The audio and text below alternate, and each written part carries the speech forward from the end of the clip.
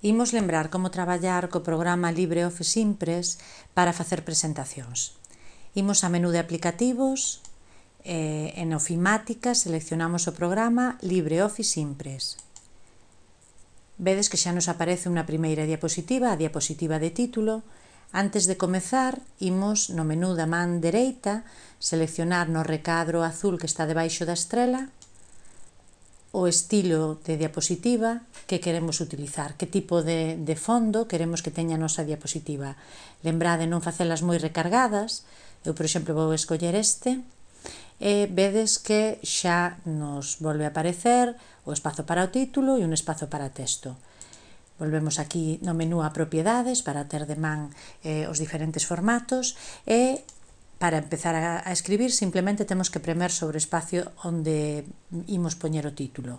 Se vos fixastes, no menú da dereita xa nos aparecen os diferentes tipos de letra, se queremos que se en grosa, en cursiva, o formato tamén que queremos que teña os parágrafos, aí é onde podemos modificar o tipo de letra. A Pita de Monte vai ser o meu traballo e para facer calquera modificación simplemente seleccionamos, aquí se nos vai activar todo relacionado co carácter e o parágrafo, podemos cambiar o tipo de letra e poñer esta outra, facer que sexa grosa ou que aumente de tamaño.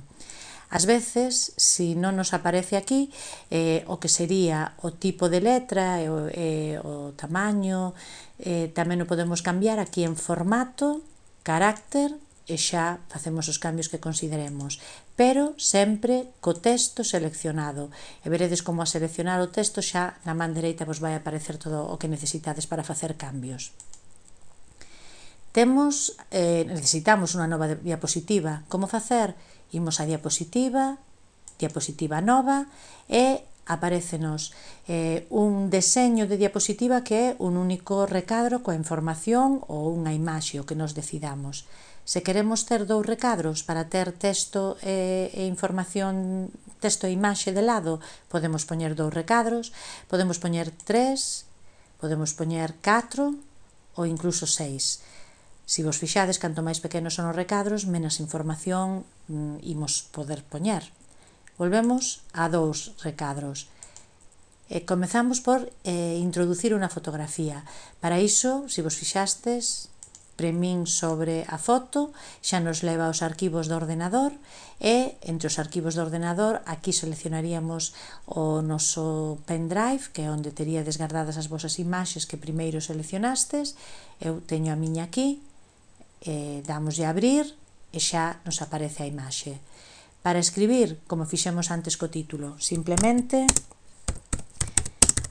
imos escribindo o texto que nos queiramos e aquí podemos facer modificacións. Para facer modificacións, seleccionamos e facemos as modificacións que queiramos.